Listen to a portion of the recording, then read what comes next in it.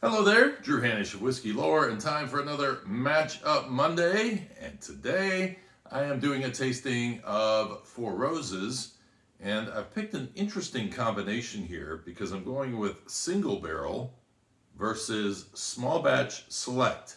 Now you may say, why are you not doing small batch select against small batch? There are people out there who have done that, and that's part of the reason. The other part of the reason is that proof point. In this particular case, we're looking at a whiskey that is 50% ABV and another that's 52% ABV, whereas the small batch is 45% ABV. So I wanted to try to do an apples to apples kind of comparison here behind one that's using one of the 10 mash bills versus the other one that's using 6 of the mash bills to see what the difference is. And as you can tell, this particular little bottle that I bought, this sample, has now run out. So this is it, folks. I have to get this right during this one take. All right. I don't usually do second takes. I used to do second takes all the time when I was doing these videos. Now, first thing I want to say is that while all you guys are out there chasing all the Buffalo Trace products that are in allocation right now, I tell you, when you're done being stressed out, just go to your store shelf and pick up a bottle of Four Roses and you will be happy. It will be easy, relaxed, you won't overpay for it. It's going to be a good experience. To me, Four Roses gets forgotten all the time. It's like people are so caught up in trying to find all this stuff from Heaven Hill and all this stuff from Buffalo Trace, and it's like, relax, people. There's really great whiskey available, and you'll have something to sip on while you're dreaming of that bottle that you're probably never going to get from Buffalo Trace. So that's where I stand on the whole issue. Let's go in and do a nosing and tasting on these two whiskeys. So small batch select is going to be younger, actually. It's 6 to 7 years in age. It's got the higher proof point by 2%, so it's 52%. Price-wise, it's going to be a bit higher. Now, what I loved about this was when I did my interview with Al Young, I got a chance to taste this particular whiskey, and it had stuff floating in the bottom of it. And he said, not chill filtered. So you're going to find some sediment at the bottom of your bottle, potentially. Now, I don't know how much that's happening, but it did actually happen in this particular bottle that we were sipping out of on that particular day. Uses 6 mash bills. I could go over each of them, but basically we're talking about fruit, rye, little mint, little baking spice. That's kind of where this sits in terms of where its flavor profile is supposed to be. Whereas the Four Roses single barrel is just using one yeast strain. Well, it is only using one yeast strain. It's only using one mash bill. So one particular mash bill and one particular yeast strain. I actually did a video in the past where I kind of dig into all of that stuff. So you can go back and check that out. This is going to be significantly cheaper. About a third of the price, going to be around $40, $45 maybe for a bottle of single barrel when you go look for that. And so, all right, let's jump in and do a nosing and tasting of these whiskeys. And where should I start? I'm going to start with the small batch select. And on the nose, and I would expect this to be a little bit more complex because it is a blending of so many different varieties. I get a little cocoa note in there along with the clove. A lot of baking spice in this. A little bit of a tobacco note coming through.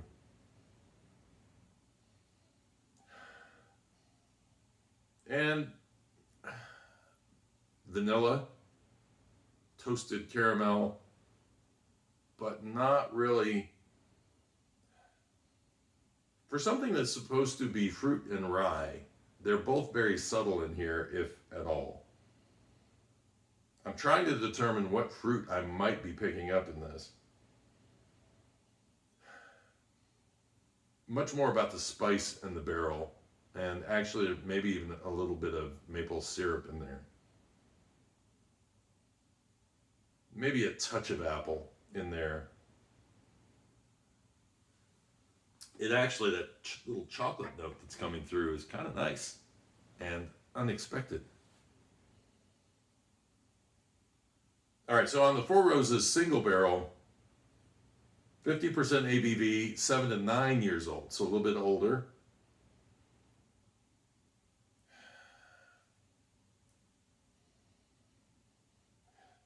Much more on, there's a little bit of that tobacco note in there, but more of the spice, a little bit of oak coming through, and vanilla. For the longer age on this, what's surprising to me is that it doesn't really show up necessarily on the nose.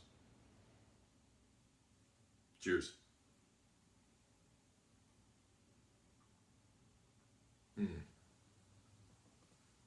Wow. Such beautiful flavors in there. Ah, apple, dark fruit notes. Just a pleasant, it's not a Kentucky hug kind of thing. It's just really nice toasted caramel coming through.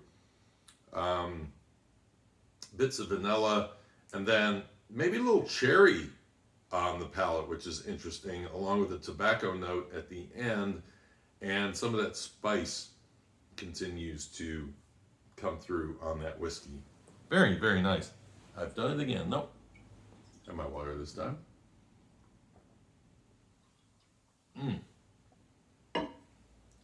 I like it. You know, it took me a while to actually get a bottle of single barrel, and I have not been consuming it very quickly because, as much as I tell you at the beginning of this, Four Roses, don't forget it. Stop sweating all the other stuff. Get yourself some Four Roses. I do have to say, it sometimes just sits in the cabinet and I'm not paying attention to it, and I need to, because this is, well, I'm in this thing right now where I'm clearing out some of the whiskeys that I don't tend to drink so much, and so it's leaving an optimal collection of whiskeys in my cabinet. And so when I'm looking to get rid of stuff that I'm not a big fan of course I'm not going to be tasting the Four Roses. So that's kind of where I've been with that. All right, let's jump in and do another. Again, a lot of baking spice in this. And that clove stands out. Little bit of apple, but very little. Cheers.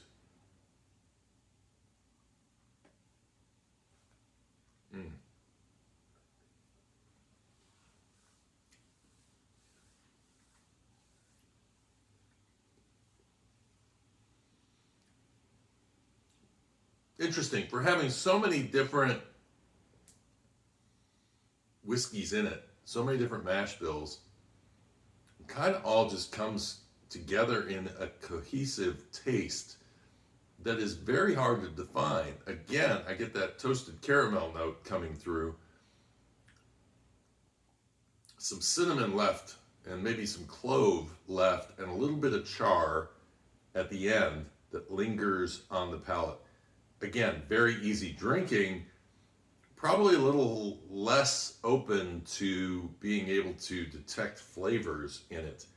I do get a little bit of a apple that's just lingering on the palate, but not as much as I would have probably hoped for. The rye, again, this has distinction of being fruit and rye, and maybe a little mint. Maybe I catch the mint, but again, everything is so well molded together that I can't really pull these things out. Nothing is really standing out to me. And I think that is probably the reason why I have this little mini bottle. I enjoyed it.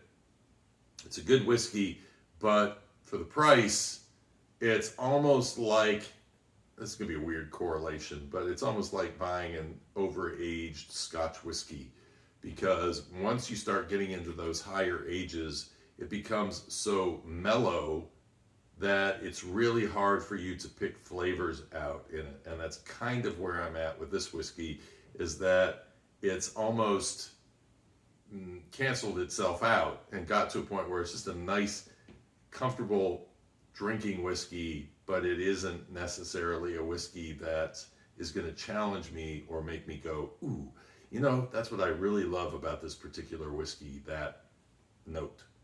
So, what do you think? Have you had both of these? What's your opinion on both? And subscribe, by the way, if you haven't done so already. Give me a thumbs up if you enjoyed this particular video.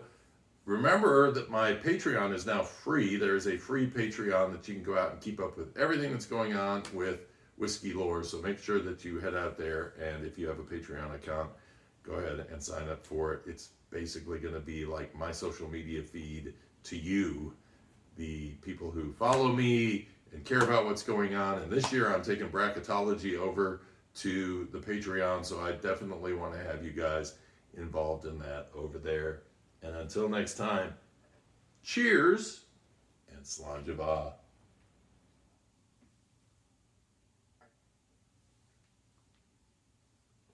Caramel on the palate when it first hits. Maybe a little brown sugar and some maple. It's interesting how, again, when I've given up the ghost, I'm doing these tastings, and now a little rye spice comes through at the end.